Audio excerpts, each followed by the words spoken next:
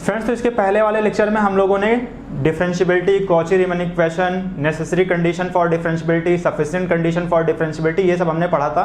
तो थोड़ा सा प्रीवियस लेक्चर का रिवाइज कर लेते हैं, उसके बाद जो हम लोग चलते हैं नेक्स्ट है हमारी डिफिनेशन, फिर एनालिटिक फंक्शन पे चलेंगे। तो जैसे अगर हमारी नेसेसरी कंडीशन क्या थी डिफरेंशियबिलिटी की, कि अगर फंक्शन मेरा जो है डिफरेंशिएबल है तो वो कॉची रीमन इक्वेशन को सेटिस्फाई करता था। फिर सफिशिएंट कंडीशन क्या थी, तो उसके लिए दो कंडीशन थी कि मेरा जो है partial derivative with respect to X और Y, you x you Y, और फिर वी एक्स वी वाई, ये जो है पार्शियल डेरिवेटिव एग्जिस्ट करना चाहिए, और साथ में ये क्या होना चाहिए, कंटिन्यूअस भी होना चाहिए, एग्जिस्ट एंड कंटिन्यूअस, जिस पॉइंट पे मुझे चेक करना है।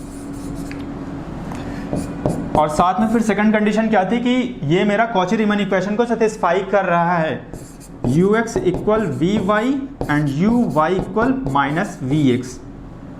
तो ये दो कंडीशन थी, अगर ये दो कंडीशन होल्ड कर रही है, ये मेरा फंक्शन होता था f of z equal you plus iota v. ये फंक्शन है, इसके जो है partial derivative with respect to x and y exist कर रहा है, कंटिन्यूअस है, कॉची रीमन इक्वेशन को सेटिस्फाई कर रहा है, CRE। अगर इसको सेटिस्फाई कर रहा है तो हम लोग बोलते थे, यहां से हम लोग क्या बोलते थे कि फंक्शन हमारा एफ ऑफ जेड वो क्या होता था, f of Z is differentiable eight point Z not पे। अगर यही पूरे के पूरे डोमेन पे हो जाए तो फिर वो हम लोग एनालिटिक देखेंगे, पूरे कॉम्प्लेक्स प्लेन पे हो जाए तो वो फंक्शन मेरा एंटायर हो जाएगा, ऐसा भी देखेंगे आगे। ठीक, तो ये क्या थी, sufficient condition for differentiability, partial derivative with respect to x and y exist करना चाहिए, कंटिन्यूअस होता था, और साथ में कॉची रीमन इक्वेशन को सेटिस्फाई करता था।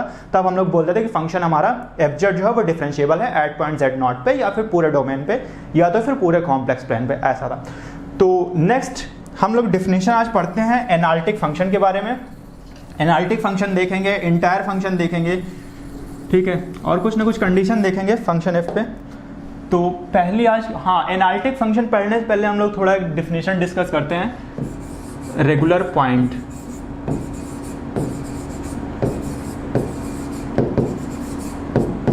तो देखिए रेगुलर पॉइंट क्या होता है, ठीक है, कि अगर जैसे हम लोग फंक्शन ले रहे हैं एफ ऑफ जेड, ये मेरा फंक्शन है, ये फंक्शन डिफाइन है एफ फ्रॉम डी, और ये सबसेट है सी का टू सी पे, ऐसा फंक्शन डिफाइन है, और ये मैंने लिया एफ ऑफ जेड, ये इस टाइप का है, ठीक है। तो ये फंक्शन को मैं कब बोलूंगा कि फंक्शन मेरा f जो है वो रेगुलर कब होगा, पॉइंट z नॉट पे, और z नॉट में कोई भी पॉइंट ले रहा हूं, z नॉट ये मेरा is an interior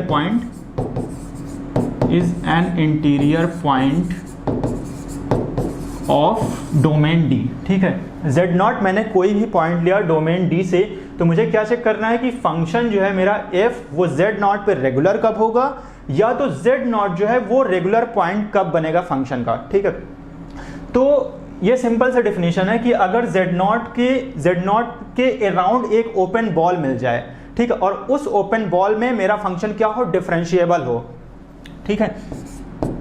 F dash z not जो है मेरा ये क्या हो, एग्जिस्ट करे, कहां पे, around point z equal to z naught, उसके अराउंड में जो भी ओपन बॉल मिल रही है वहां पे फंक्शन मेरा क्या हो, डिफरेंशिएबल हो जाए। मतलब कि फॉर, हाँ ऐसी डिफिनेशन है, for each z belongs to, यहाँ पे ऐसा बोलते हैं ना ओपन बॉल के लिए, z minus z naught less than delta, और यहाँ पे क्या होता था, देयर एग्जिस्ट डेल्टा, ऐसा मुझे डेल्टा मिल जाए कि for each z belongs to mod of z minus z naught less than delta हो जाए, और वहां पे फंक्शन मेरा क्या हो, उसका जो है डेरिवेटिव एग्जिस्ट करे, तो हम लोग क्या बोलते हैं, वो फंक्शन हमारा रेगुलर होगा एट पॉइंट जेड नॉट पे, ठीक है। तो अभी डिफिनेशन देखते हैं, या तो फिर सिंपल आपको इतना आपको ध्यान रखना है कि जेड नॉट के अराउंड मुझे एक ऐसी ओपन बॉल मिल जाए जहां पे फंक्शन का डेरिवेटिव एग्जिस्ट करे, तो उस पॉइंट को हम लोग बोलेंगे वो रेगुलर पॉइंट होगा हमारा फंक्शन एफ का, ठीक है। तो चलिए डिफिनेशन देखते हैं इसके अच्छे से। तो डिफिनेशन है हमारी, हमने फंक्शन लिया f जो कि क्या है, सबसेट है c का, c टू c, ये हमारा फंक्शन है, और हमने जो है एक पॉइंट लिया z not is an interior point, z not is an interior point of domain d। z not क्या हमारा इंटीरियर पॉइंट है, interior point of domain d, then function f is said to be regular at point z not, या तो हम लोग ये बोल सकते हैं फंक्शन f को रेगुलर बोलेंगे पॉइंट z नॉट पे, या तो ये बोल दें कि point z not is regular point. ठीक है, f को बोलेंगे रेगुलर होगा एट पॉइंट z नॉट पे, या z नॉट को बोलें क्या, रेगुलर पॉइंट है किसका, फंक्शन f का। If there exist delta positive such that derivative of the function at point z naught exist.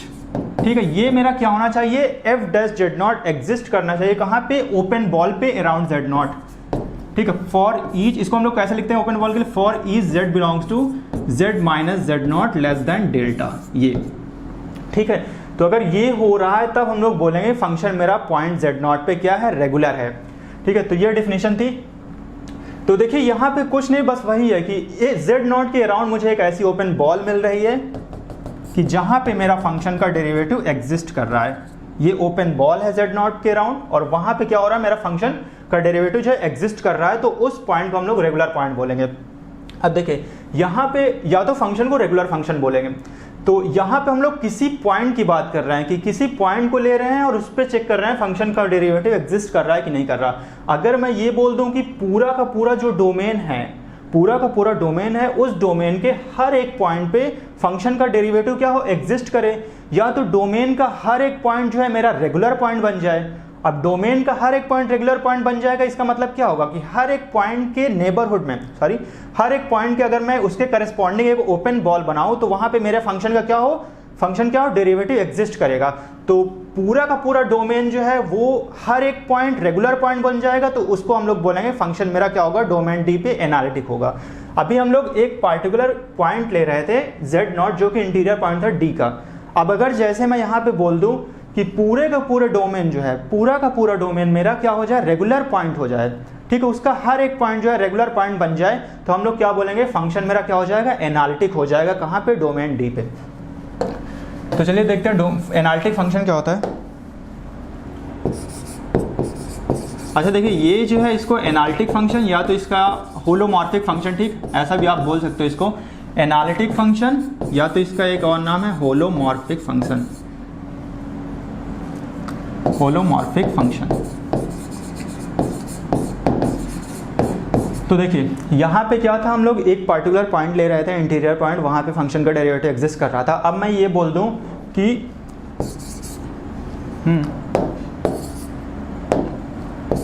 Function f is said to be analytic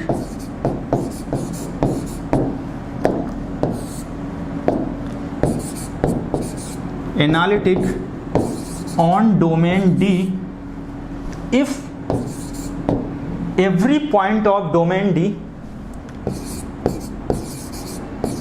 if every point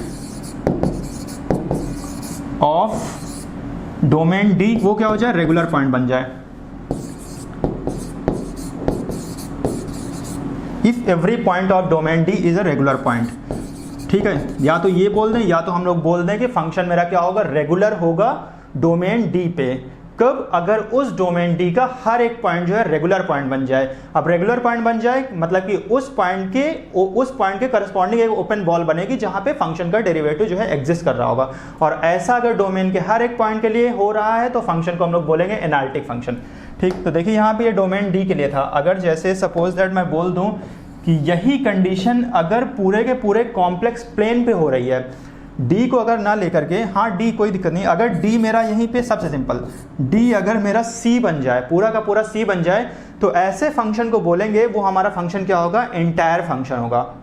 ये मतलब कि अगर मेरा फंक्शन, हम लोग फंक्शन को इंटायर कब बोलेंगे, जब मेरा का पूरा जो है कॉम्प्लेक्स प्लेन पे जो है फंक्शन एनालिटिक हो जाए। अब फंक्शन पूरे सी पे एनालिटिक हो गया मतलब कि फंक्शन का पूरे सी पे हर एक पॉइंट जो है रेगुलर पॉइंट बन जाएगा। या तो फिर ये भी कह सकते हैं कि हर एक पॉइंट जो उसका क्या होगा, हाँ जेड कोई भी पॉइंट लो उसके अराउंड जो है फंक्शन क्या होगा, डिफरेंशिएबल होगा। ठीक है, तो देखिए ये दो डेफिनेशन थी रेगुलर पॉइंट की, ये रेगुलर पॉइंट था और ये मेरा क्या था, एनालिटिक फंक्शन, या तो इसी को हम लोग बोलते हैं होलोमॉर्फिक फंक्शन। अब देखिए हम लोग देखते हैं इंटायर फंक्शन। तो इंटायर फंक्शन क्या होता है अपना, नेक्स्ट है इंटायर फंक्शन।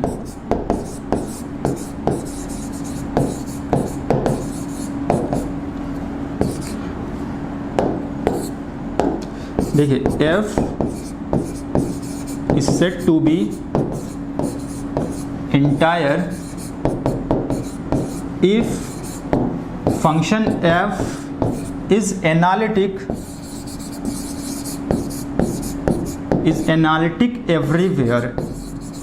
एवरीवेयर मीन्स कि पूरे के पूरे कॉम्प्लेक्स प्लेन पे, ठीक, एवरीवेयर ऑन सी ऐसा आप बोल सकते हो, everywhere on C, then we say function is entire, मतलब कि पूरा का पूरा हर एक पॉइंट सी पे, सी का पॉइंट हर एक सी कॉम्प्लेक्स प्लेन सी का पॉइंट क्या बन जाए, रेगुलर पॉइंट बन जाए, ठीक है। या तो ये बोल दें कि फंक्शन मेरा क्या हो, पूरे के पूरे कॉम्प्लेक्स प्लेन सी पे एनालिटिक हो, ठीक है। तो उस फंक्शन को हम लोग क्या बोलते हैं, एंटायर फंक्शन। चलिए हम लोग कुछ एग्जाम्पल देखते हैं। एग्जाम्पल अगर जैसे हम लोग ले लेते हैं,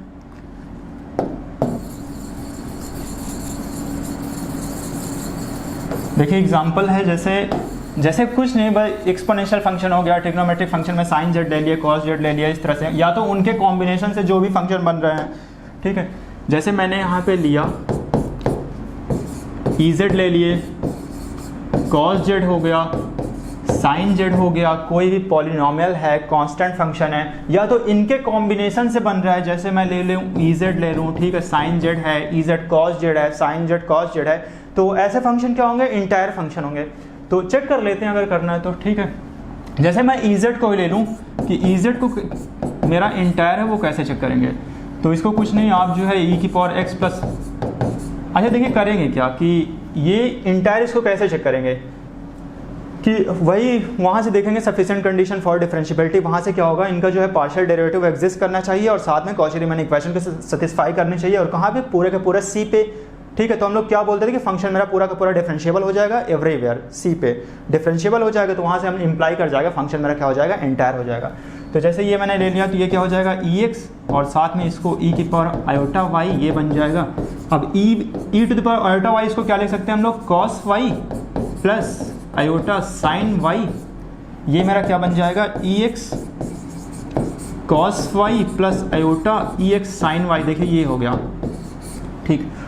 अब ये मुझे मिल गया, देखिए अपना ई जेड था, ई जेड को मैंने ऐसा बना लिया। अब हम लोग क्या करेंगे कि वो दोनों कंडीशन चेक करेंगे, u x you y and v x v y, वो चेक करेंगे, वो एग्जिस्ट करना चाहिए और कंटिन्यूस भी होना चाहिए। देखिए यू एक्स आप कैलकुलेट करेंगे, वही आ जाएगा यू एक्स, यहाँ पे अपना u क्या होगा, अच्छा u क्या होगा, ई एक्स कॉस वाई, देखिए सिंपल है, ठीक, जल्दी जल्दी करते हैं। u क्या होगा, ई एक्स कॉस वाई, v क्या होगा, ई एक्स साइन वाई, ये है। आप यू एक्स निकालोगे, यू वाई निकालोगे, ठीक। रियल एनालिसिस में आप लोग पढ़ चुके हैं, ये ट्रिग्नोमेट्रिक फंक्शन या तो एक्सपोनेंशियल फंक्शन, वो क्या होते हैं, वो हमारे जो है पूरा मतलब उनका ये जैसे वो क्या होते हैं कि, हाँ ठीक है, हाँ u ई एक्स कॉस वाई और v जो है ई एक्स साइन वाई, ये ठीक है। वो मेरे फंक्शन क्या होते हैं, इनका जो है डेरिवेटिव एग्जिस्ट करेगा, साथ में कंटिन्यूस भी होते हैं, ये सब आपने देखा रियल में। तो अगर जैसे मैं यू एक्स कैलकुलेट करूँ तो क्या आ जाएगा, ई एक्स कॉस वाई, है ना। अगर मैं वी एक्स कैलकुलेट करूँगा तो क्या आ जाएगा, ई एक्स साइन वाई। ये दोनों फंक्शन क्या है, आपने algebra of continuity and limit वो सब देखा होगा। जैसे ई एक्स ई एक्स जो है क्या है, सॉरी पॉलिनोमियल नहीं है, ई एक्स मेरा क्या है, कंटिन्यूस है, कॉस वाई कंटिन्यूस, तो ऐसा जो है ई एक्स कॉस वाई वो जो है कंटिन्यूस हो जाएगा। इसी तरह ये भी, और साथ में पार्शियल डेरिवेटिव वो एग्जिस्ट कर जाएगा। तो इसी तरह आप यू वाई और वी वाई का भी देख लेना, ये हो जाएगा। अब कॉची-रीमन इक्वेशन चेक कर लेते हैं। तो यू क्या होना चाहिए, u x equal v Y, you x equal v y, तो यू एक्स क्या आ गया मेरा, ई एक्स कॉस वाई आ गया, वी वाई मेरा कितना आ जाएगा, ई एक्स कॉस वाई, ठीक है।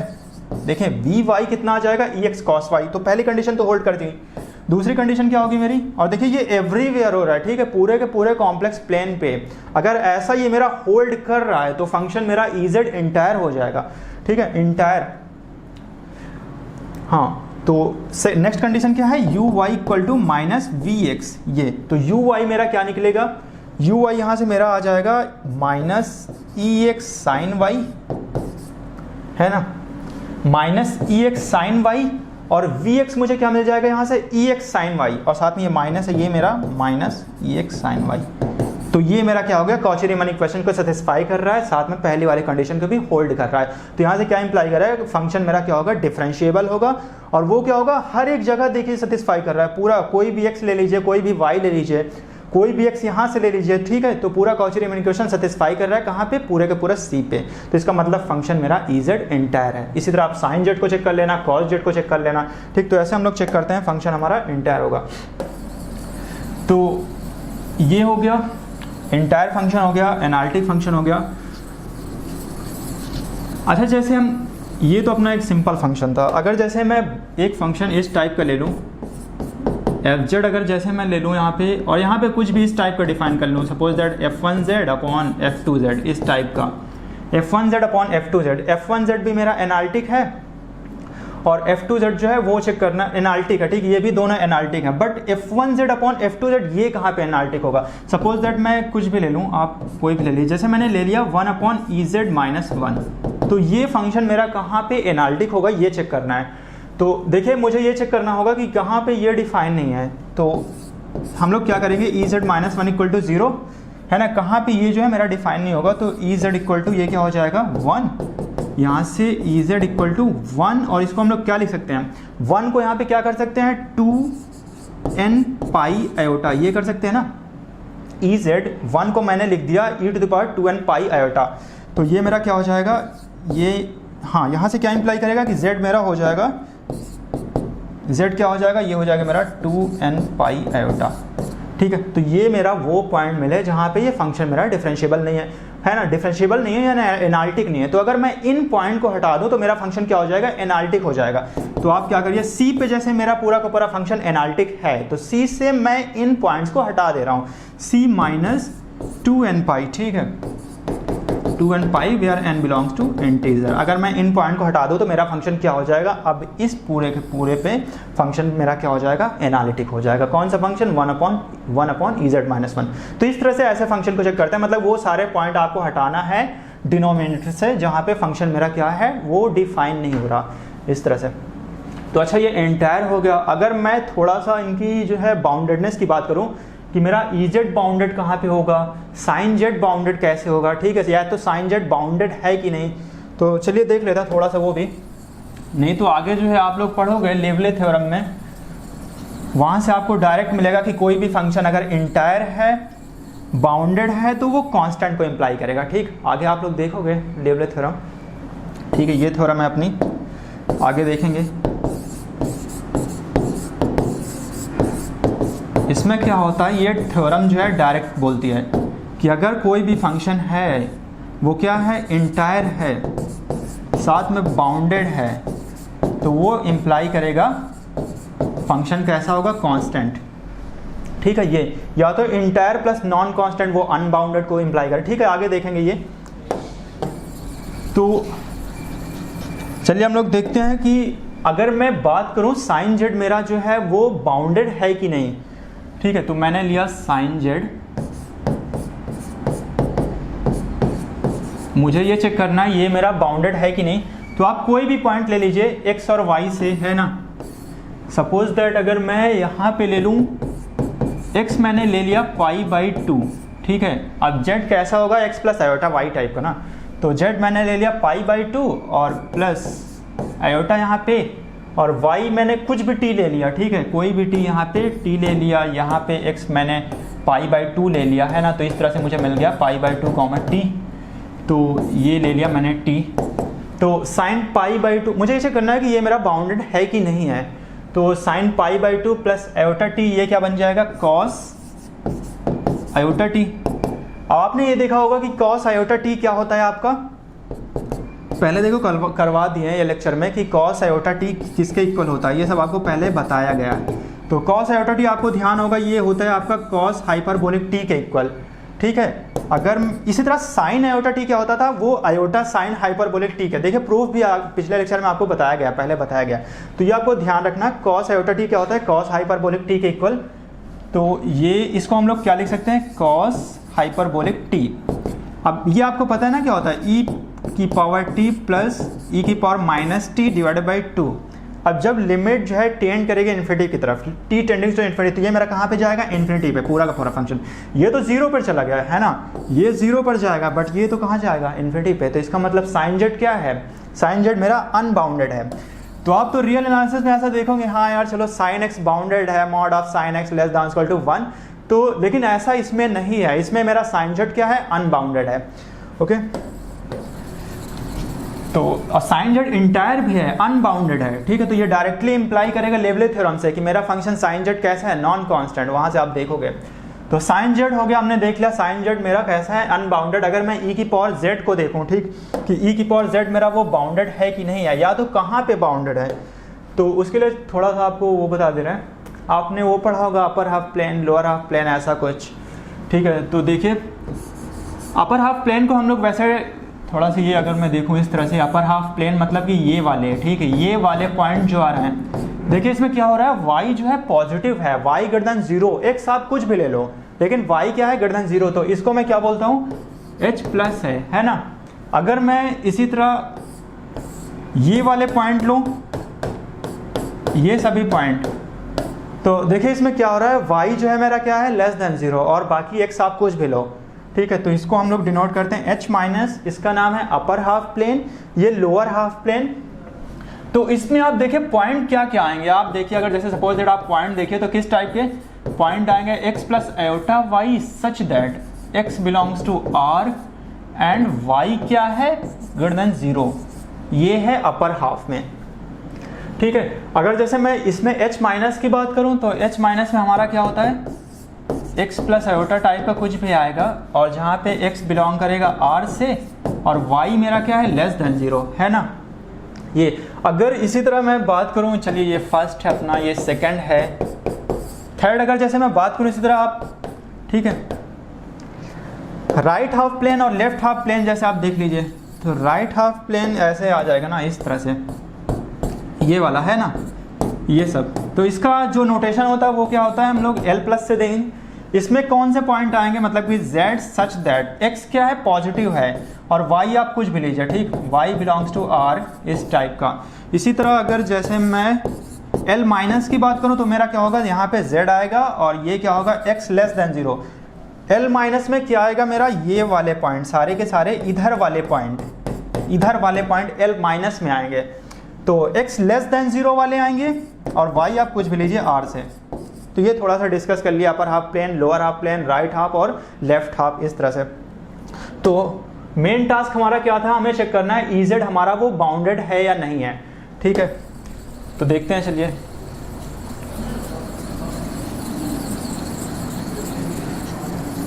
मुझे चेक करना है EZ जो है वो बाउंडेड है या नहीं है।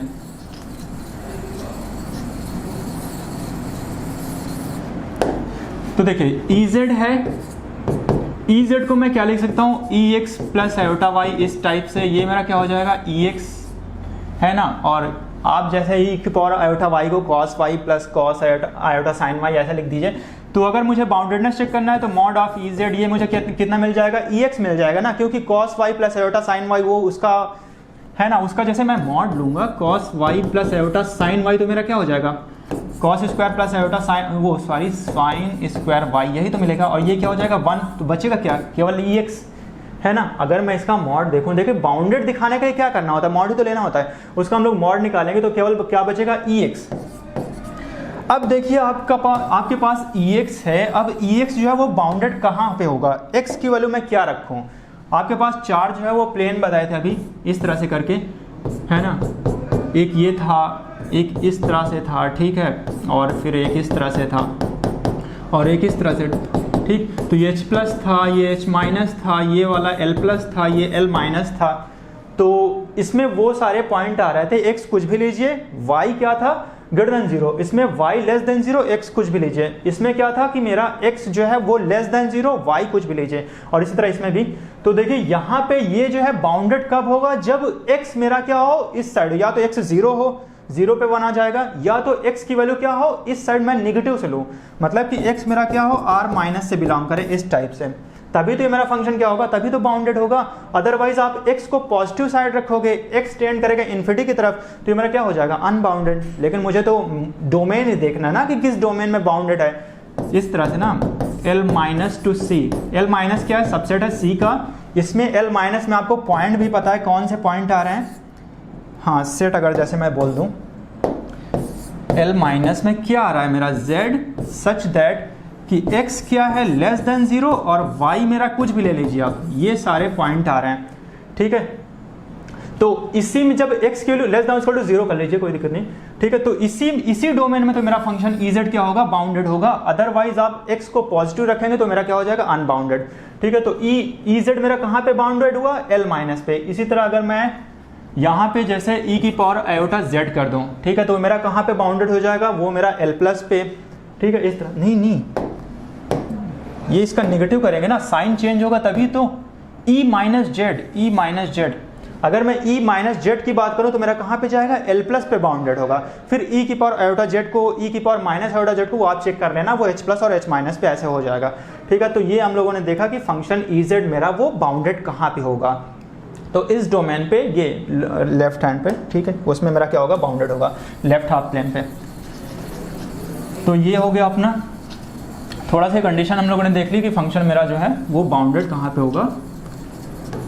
तो अब अगर मैं बात करूं अगर कि मेरे पास जो है कोई भी फंक्शन है fz है, एनालिटिक हमें पता है, fz हमें एनालिटिक पता है, और अगर मैं fz पे कुछ ना कुछ कंडीशन दूं आपको कि हाँ fz मेरा एनालिटिक है और ये कंडीशन fz पे अप्लाई हो रही हैं, तो इस फंक्शन के बारे में आप क्या कह सकते हो। या तो आप यही समझिए कि हम लोग एक तरह से देखना चाहते हैं कि फंक्शन हमारा जो है कांस्टेंट कब होगा, ठीक है। कि अगर जैसे मैंने आपको दिया, आपके पास f of z equal u plus iota v type का है, ठीक है।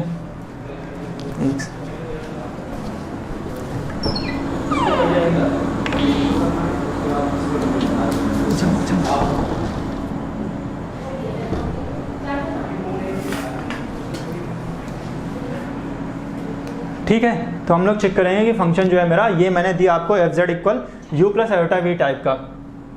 तो ये फंक्शन ये भी गिवन है कि फंक्शन fz क्या है, एनालिटिक है। fz is analytic on domain D। अब देखिए मैं आपको कुछ ना कुछ कंडीशन दे रहा हूं, जैसे पहली कंडीशन मैं आपको दे रहा हूं, जैसे मैं बोल दूं कि इस फंक्शन का जो है डेरिवेटिव वो क्या हो, वो आइडेंटिकली 0 हो ऑन डोमेन D पे। तो क्या इंप्लाई करेगा, डेरिवेटिव ऑफ फंक्शन वो क्या है, आइडेंटिकली 0, तो फंक्शन मेरा कैसा होगा, ठीक है। और ये भी आप ध्यान रखना कि यहाँ पे गिवन है फंक्शन क्या है, एनालिटिक है डोमेन D पे।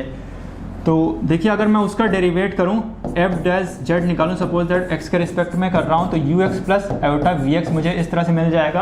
अब यहाँ पे गिवन है इसका डेरिवेटिव क्या है, 0 है, ठीक है। तो मुझे क्या मिल जाएगा, यहाँ से ux 0 मिल जाएगा, vx जो है ये भी है ना, ux प्लस एवटा vx, तो यहाँ से क्या इंप्लाई करेगा, ux इक्वल टू 0, और ये ux vx 0 होंगे तभी तो ये 0। अब देखिए फंक्शन एनालिटिक है तो उसका कुछ ना कुछ यूज कर रहे हैं, फंक्शन एनालिटिक है तो यहाँ से क्या इंप्लाई करेगा, ux इक्वल vy, है ना। एनालिटिक है मतलब क्या होगा, कॉची-रीमन इक्वेशन को सेटिस्फाई करेगा। एनालिटिक है, डिफरेंशिएबल है हर एक पॉइंट पे, तो इसका मतलब कॉची-रीमन इक्वेशन को सेटिस्फाई करेगा। तो x equal to vy and uy equal to minus vx। अब ux क्या है, ये 0, यहाँ से vy भी 0, यहाँ से क्या पता है आपको, vx 0, तो यहाँ से uy भी 0, तो ये पूरा का पूरा क्या होगा, 0 हो गया, ठीक है। अब देखिए यहाँ से आप जैसे देखिए यहाँ से भी पता चल रहा है मेरा फंक्शन क्या होगा, कांस्टेंट होगा, ठीक है। ux भी 0 है, मतलब कि x और y के रिस्पेक्ट में हर एक पॉइंट के, हाँ x और y के रिस्पेक्ट में जो मेरा रियल पार्ट है और इमेजिनरी पार्ट है उसका डेरिवेट क्या हो रहा है, 0 हो रहा है, तो यहाँ से फंक्शन मेरा कांस्टेंट होगा।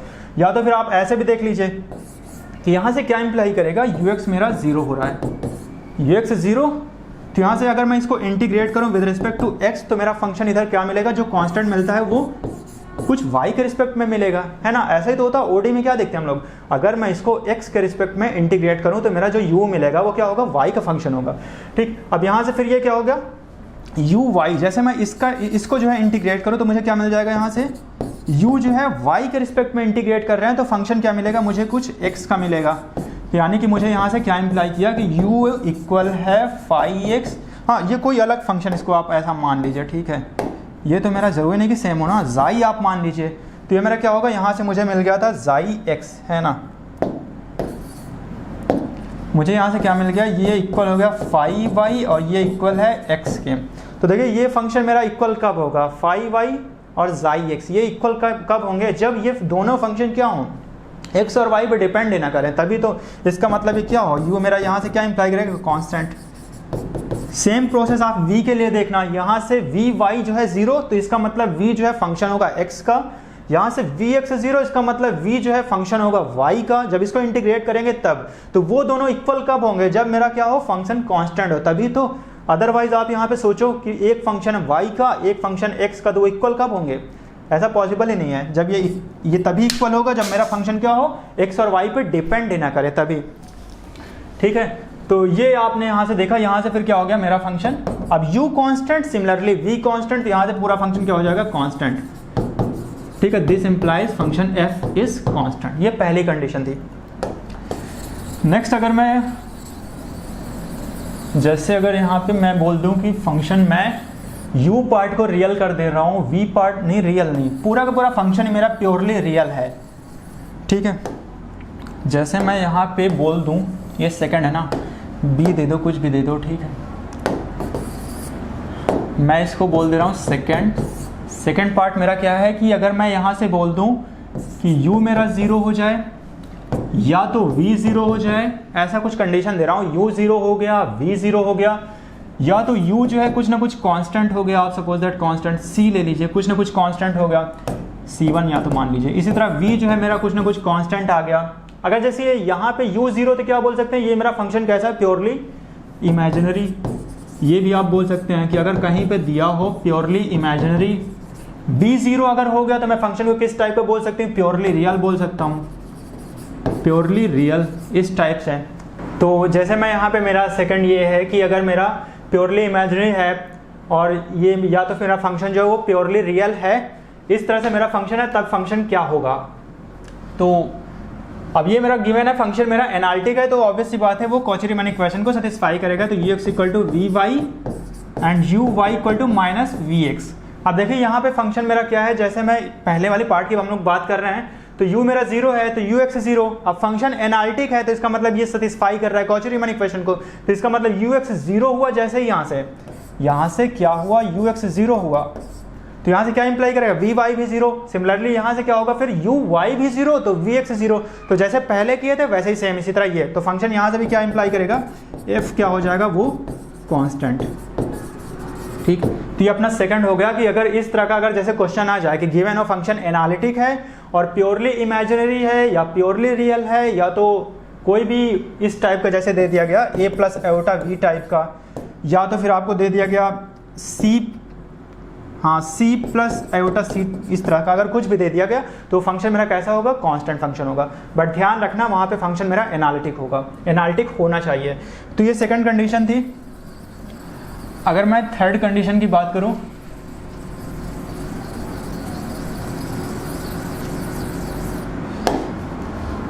थर्ड पॉइंट अगर मैं जैसे बोल दूं कि एफ अगर एनालिटिक है और मैं एफ कॉन्जुगेट वो भी मेरा एनालिटिक हो जाए, तब क्या होगा, एफ कॉन्जुगेट। अच्छा देखिए एफ कॉन्जुगेट क्या आएगा, क्या मिलेगा मुझे, u माइनस एओटा v, ये मिलेगा मुझे। एफ एनालिटिक है और एफ कॉन्जुगेट वो भी एनालिटिक है डोमेन डी पे।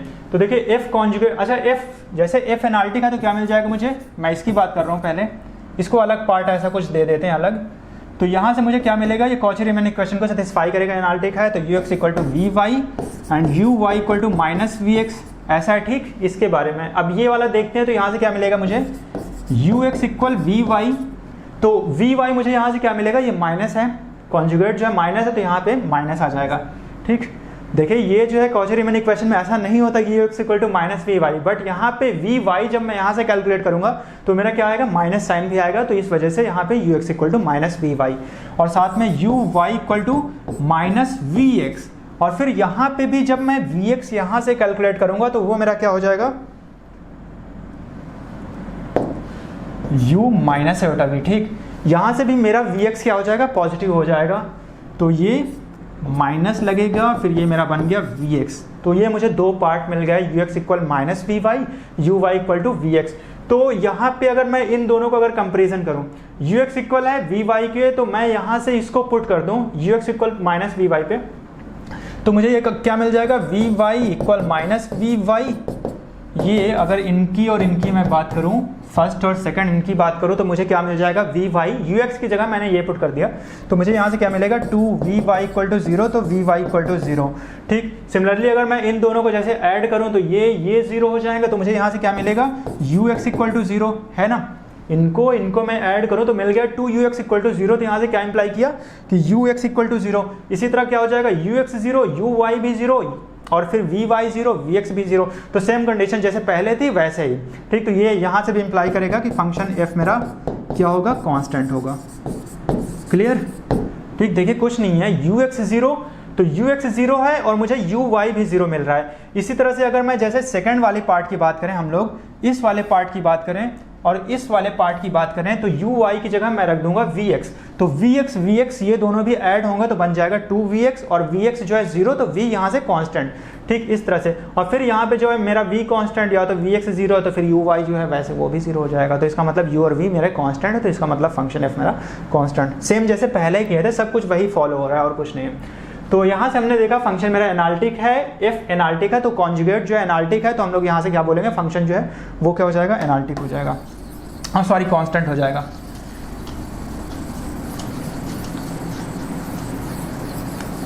अब जैसे मैं यहाँ पे अगला पॉइंट आप लोगों को बोलूँ कि फोर्थ पॉइंट, कि अगर मेरा फंक्शन f जो है एनालिटिक है और अगर इसका मैं मॉडलो की बात करूँ, मॉडुलस ऑफ f ऑब्जेक्ट, वो मेरा कुछ ना कुछ कांस्टेंट k गिवन है या c गिवन है, कुछ भी गिवन है, तो फंक्शन क्या होगा, क्या वो कांस्टेंट होगा क्या। मेन जो अपना प्रॉपर जो है हम लोग डिस्कस कर रहे हैं यहाँ पे, वो कांस्टेंट के बारे में है कि f पे क्या क्या कंडीशन हो रही है कि फंक्शन जो है वो कांस्टेंट हो जा रहा है। ठीक है, तो अगर f मेरा एनालिटिक है और मॉडुलस ऑफ f मेरा कैसा है, कांस्टेंट है, तो अच्छा देखिए मॉड ऑफ एफ जेड आप यहाँ से निकालेंगे तो आपको क्या मिलेगा, under root u² + v² = k। तो यहाँ से ये क्या इंप्लाई करेगा, u² + v² = k²। तो यहाँ पे k पे कितनी दो कंडीशन हो सकती है, एक मेरा k 0 भी हो सकता है, कांस्टेंट 0 है ना, और k मेरा नॉन 0 हो जाए। यहाँ पे k मेरा क्या हुआ, जब डज नॉट इक्वल टू 0 और k 0। तो अगर मैं बात करूँ, अगर मेरा जैसे k 0 हो गया तो मुझे क्या मिलेगा, u² + v² = 0। अब ऑब्वियस सी बात है, u² v² ये 0 कब होंगे, जब यहाँ से क्या हो, u भी 0 हो एंड v भी 0 हो, तभी तो u v जैसे ही 0 हुआ वैसे ही मेरा फंक्शन एफ जेड ये 0 + आयोटा मतलब कि 0 हो जाएगा। तो यहाँ से डायरेक्ट इंप्लाई करेगा function F Z is constant. Clear. ये कैसे हो रहा है कि अगर मैं 0 पुट कर लूँ तो u² + v² मेरा 0, तो यहाँ से कब इंप्लाई करेगा, जब u और v मेरे दोनों 0 हों तभी तो 0 होगा। ठीक है, तो यहाँ से मिल गया डायरेक्ट कि फंक्शन मेरा f जो है कांस्टेंट हो गया। अब मैं ले रहा हूँ कि अगर k मेरा वो 0 नहीं है तब क्या होगा। ठीक, k अगर मेरा 0 नहीं है तो मुझे क्या मिलेगा, u² + v², और k जो है वो 0 नहीं है, कुछ भी वैल्यू आप मान लीजिए, सपोज दैट c है। ठीक है, और यहाँ पे c जो है वो डज नॉट इक्वल टू 0 है, या तो k² रखिए, क्या दिक्कत है, यहाँ पे ये k मेरा 0 नहीं है। तो देखिए यहाँ पे u² + v² = k²। अब मैं इसको क्या बना सकता हूँ, u + आयोटा v टाइप का, और इसको मैं बना सकता हूँ u - आयोटा v टाइप का इक्वल k²। ऐसा मैं कर सकता हूँ। अब हाँ, u - आयोटा v है, k² k कांस्टेंट है, वो एनालिटिक है, u + आयोटा v ये भी एनालिटिक है। तो यहाँ से k देखो ये कांस्टेंट है, तो यहाँ से क्या इंप्लाई करेगा, अगर मैं अलजेब्रा वो लगाऊँ, ठीक है, एनालिटिसिटी कि k अगर ये कांस्टेंट एनालिटिक है, u + आयोटा v वो भी जो है मेरा एनालिटिक है। ठीक है, तो यहाँ से मेरा क्या, ये क्या है, एक तरह से आप देखो तो एफ जेड का कॉन्जुगेट ही तो है। अगर मैं इसकी बात करूँ u - आयोटा v जो मुझे मिला, देखिए मैंने क्या किया कि इस u + आयोटा v को इधर नीचे इसके शिफ्ट कर दिया है ना, तो मुझे क्या मिला, u - iota v = k² / u + iota v। तो यहाँ से क्या, ये क्या है, एफ जेड का कॉन्जुगेट ही तो है। तो आपने ये देखा था कि अगर, हाँ ठीक है, तो ये मुझे यहाँ से क्या इंप्लाई करेगा, ये भी मेरा एनालिटिक हो जाएगा। ये फंक्शन मुझे क्या इंप्लाई किया कि जो मेरा f कॉन्जुगेट है वो भी मेरा कैसा होगा, एनालिटिक। और इसके पहले ही आपने देखा था कि अगर एफ जेड एनालिटिक है, f कॉन्जुगेट जो है वो भी एनालिटिक है, तो फंक्शन क्या इंप्लाई करेगा, वो कांस्टेंट होगा। Clear, function f is constant. देखिए यहाँ से ये कांस्टेंट है एनालिटिक, ये तो हम लोग लेकर चल रहे हैं ऊपर, ये एनालिटिक, ये एनालिटिक, तो इसका मतलब f कॉन्जुगेट वो भी एनालिटिक। इसके पहले हमने देखा था कि एफ कॉन्जुगेट और एफ दोनों एनालिटिक हैं, तो फंक्शन कैसा होगा, एनालिटिक होगा, और सॉरी कांस्टेंट होगा। तो यहाँ से हमने इंप्लाई किया फंक्शन एफ जो है मेरा कांस्टेंट होगा। और भी आप चेक कर सकते हो, जैसे एफ एनालिटिक है और अगर उसका कॉन्जुगेट जो है एनालिटिक ले लो इस तरह से, तब क्या होगा, ठीक है, ऐसे कई कंडीशन है, आप चेक कर सकते हो। तो हाँ इतना ठीक है। तो हम लोग नेक्स्ट लेक्चर में देखेंगे हार्मोनिक फंक्शन। हार्मोनिक फंक्शन क्या होगा, अगर फंक्शन जो है मेरा एनालिटिक है। वैसे आप लोगों ने पहले देखा होगा कि फंक्शन हार्मोनिक कब होगा, जब वो लाप्लास कंडीशन को सेटिस्फाई करता है। लाप्लास कंडीशन पता है आप लोगों को, यू एक्स, वो अच्छे से देखेंगे अगले वाले लेक्चर में। U X X plus U Y Y equal to 0, ये कंडीशन को अगर सेटिस्फाई करता है तो हम लोग क्या बोलते हैं, वो मेरा फंक्शन हार्मोनिक है। ठीक है, यू जो है वो बोलेंगे, सॉरी यू को बोलेंगे वो हार्मोनिक है या नहीं। ठीक है, तो अगर जैसे मैं थोड़ा सा दे रहा हूँ यहाँ पे आपको हिंट दे रहा हूँ, ठीक है, थोड़ा सा डिस्कस कर लेते हैं। जैसे F Z equal you plus iota V type का है, ये मुझे गिवन है कि फंक्शन मेरा ऐसा गिवन रहेगा, ये एनालिटिक है डोमेन डी पे, तो मेरा यहाँ पे ऑलवेज इम्प्लाई करेगा कि मेरा जो u है और v है ये हमेशा क्या होंगे, हार्मोनिक होंगे। ठीक है, u और v दोनों फंक्शन कैसे होंगे, हार्मोनिक होंगे। या तो u, देखिए एक वर्ड और आएगा हार्मोनिक कॉन्जुगेट। ठीक है, तो v को मैं क्या बोलूँगा, वो मेरा कॉन्जुगेट होगा किसका, v का। ठीक है, हार्मोनिक कॉन्जुगेट आगे देखेंगे, v को बोलेंगे हार्मोनिक कॉन्जुगेट ऑफ u, इस तरह से। या तो अगर फिर मुझे आगे देखेंगे कि अगर मुझे v गिवन है तो u कैसे फाइंड करेंगे, इसी की हेल्प से। फंक्शन एनालिटिक गिवन रहेगा, v अगर मुझे गिवन है तो u को जो है u कैसे फाइंड करेंगे, ये सब देखेंगे। ठीक है, तो आज के लिए इतना ही, नेक्स्ट लेक्चर में मिलते हैं। Thank you.